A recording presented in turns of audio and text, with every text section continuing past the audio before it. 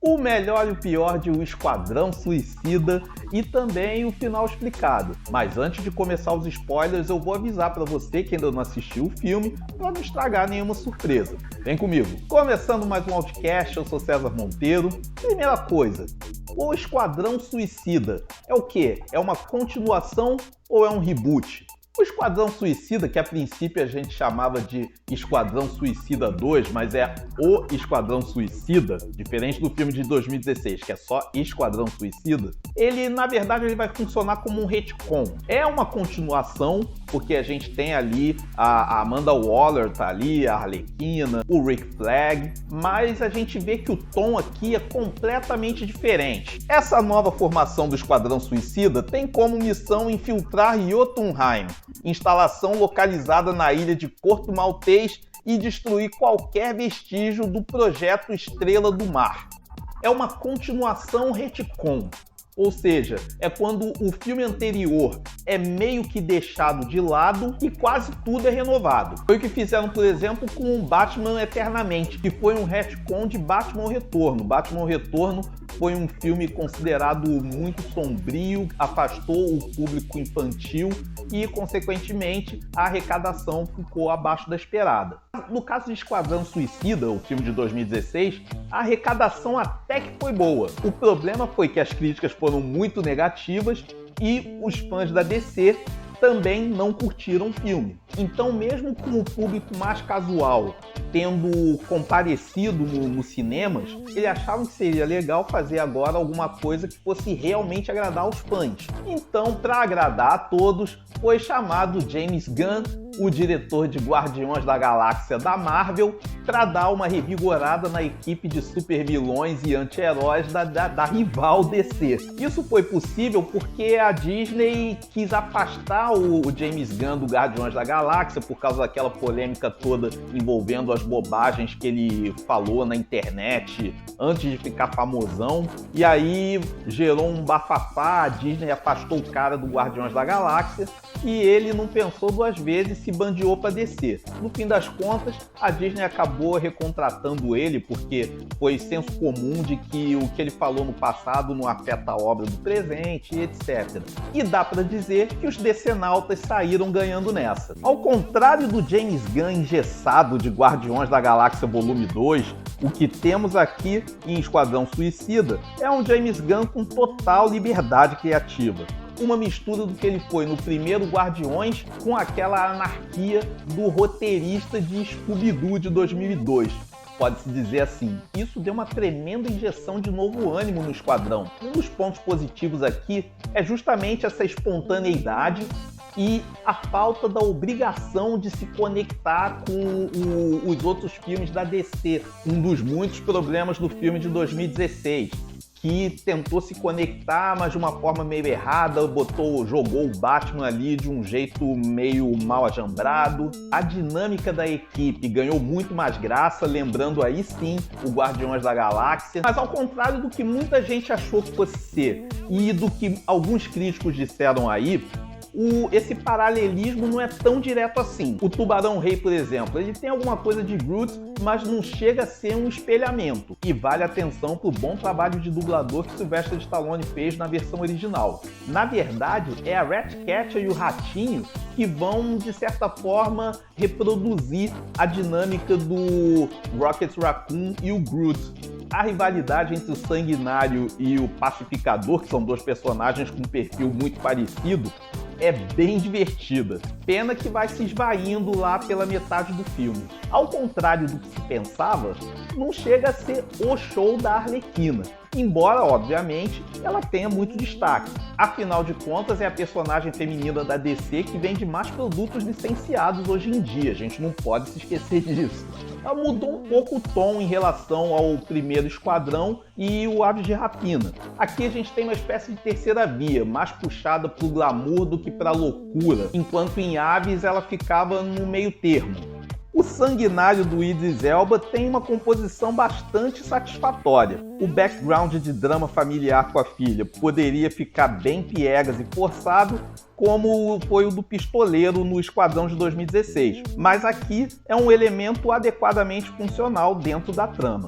O personagem mais fraco é o Bolinha, mas mesmo assim dá pra dizer que ele tem a sua graça. Outra coisa legal desse Esquadrão Suicida é que não tem personagem desperdiçado. Todos têm a sua função, por mais que ela varie ao longo da trama. E a nossa Alice Braga tá mandando muito bem como a líder guerrilheira de Porto Maltese, que é aquele país da América Latina em que se passa o filme. Agora vamos ao que não funcionou. A violência gráfica foi colocada por muitos como um dos pontos fortes e de fato funciona bem. É inserida em vários momentos com bom humor, mas em outros é desnecessária e gratuita. Assim, na quinta explosão de cérebro, a piada já fica meio desgastada. O roteiro é lotado de conveniências e a inverossimilhança em alguns momentos incomoda. O vilão pensador é bem defendido por Peter Capaldi, mas merecia ter tido um desenvolvimento melhor. E tem as piadas. Assim como a violência, em alguns momentos funcionam. Já em outras são pueris demais, parece que foram escritas por um garoto de 13 anos. Tem até uma outra bola fora, mas eu só vou comentar na parte dos spoilers. E o desfecho, embora seja milhas de distância superior ao do filme original, ainda assim é meio lugar comum.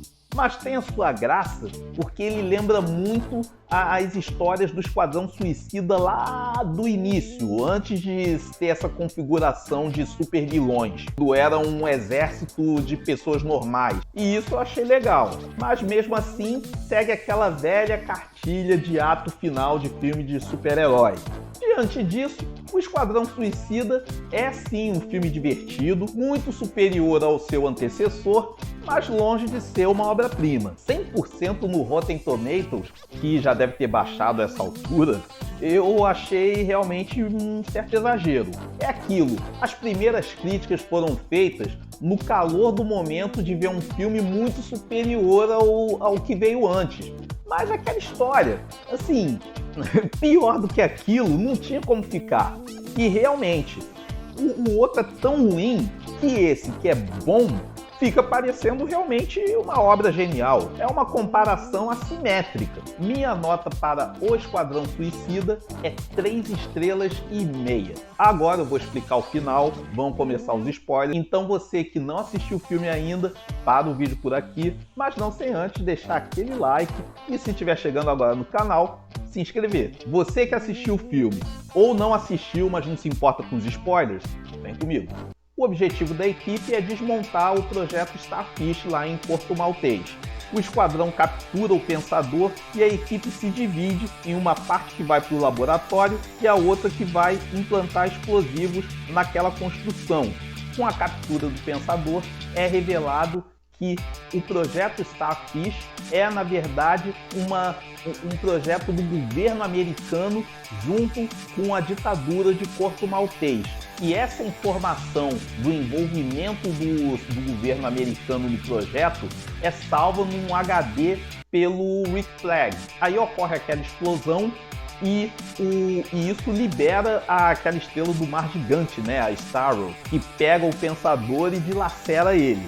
O Rick Flag pega aquele HD e pretende transformar aquela informação em conhecimento público. Mas o Pacificador revela que ele é incumbido de impedir que aquela informação vaze. Então os dois vão lutar e nisso o Pacificador pega um estilhaço de porcelana e crava no coração do Rick Flag, matando ele. A Ratcatcher, que conseguiu sair dos escombros depois da explosão, acaba presenciando a cena e vai pegar o HD. Só que ela não consegue escapar e o Pacificador está prestes a matá-la. Aí é mostrado que 8 minutos antes, a outra parte do grupo foi para a parte superior do prédio. O tubarão vai parar naquela parte ali daquele aquário que ele vê aquelas criaturas marinhas que ele diz que são os novos amigos bobos dele. E a Arlequina, o Sanguinário, o Milton e o Bolinha vão para aquele setor de segurança. Aí o Milton é baleado pelos soldados que chegam ali, mais soldados chegam e o Bolinha acaba ativando os explosivos acidentalmente, lançando lá aquelas bolinhas contra os soldados. É esse abalo que vai causar aquela explosão e faz com que o Sanguinário vá caindo vários andares até chegar exatamente onde estão o Pacificador e a Ratcatcher. Aí o Sanguinário vai salvar a menina, ele e o Pacificador atiram ao mesmo tempo, porque ambos têm a mesma habilidade com tiro, só que o Sanguinário usa uma bala menor e pontiaguda. Ele já tinha dito lá no início do filme que ele era mais eficiente porque usava balas menores. E de fato a bala dele menor e pontiaguda atravessa a bala do Pacificador e o mata. Só que aí o Starro se liberta e vai para a cidade destruir tudo no melhor estilo Kaiju. A missão do esquadrão passa a ser conter essa ameaça. Só que eles recebem a mensagem da Amanda Waller para voltar e o Sanguinário decide que não, que eles devem ajudar a população de Corto Maltese. Aquelas pequenas estrelas do mar que saem da axila do Starro, elas transformam as pessoas em autômatas sobre o comando dela e as pessoas inclusive reproduzem a fala que a estrela do mar está pensando, né?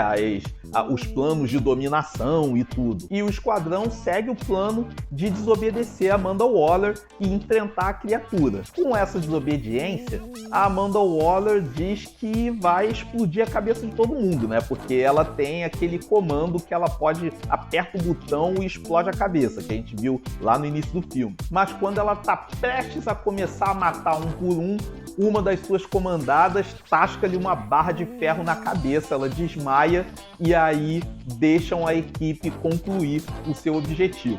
Eles agem ali em equipe, então o Tubarão Rei vai lá servir de distração, o Bolinha vai detonar a Estrela do Mar por baixo, até causa dano, mas acaba pisoteado. Aí a Ratcatcher, com aquele artefato dela, atrai aquele enxame de roedores e a Arlequina vai com aquela lança que ela pegou do dardo lá no início do filme, quando ele morreu, ela vai lá e atravessa o olho central do bicho. Aí o Sanguinário ameaça Amanda Waller de revelar toda a verdade do envolvimento dos Estados Unidos com a situação, caso ela não deixe que eles saiam de lá em liberdade com vida. A minha outra bronca com esse Esquadrão Suicida, que eu prometi falar agora na parte dos spoilers, é justamente ter colocado aqueles novos personagens que existem nos quadrinhos, que são muito legais, mas morrem ali nos primeiros 2 minutos de filme. Pô, eu queria ver mais desses personagens. Aí a gente chega na cena pós-crédito.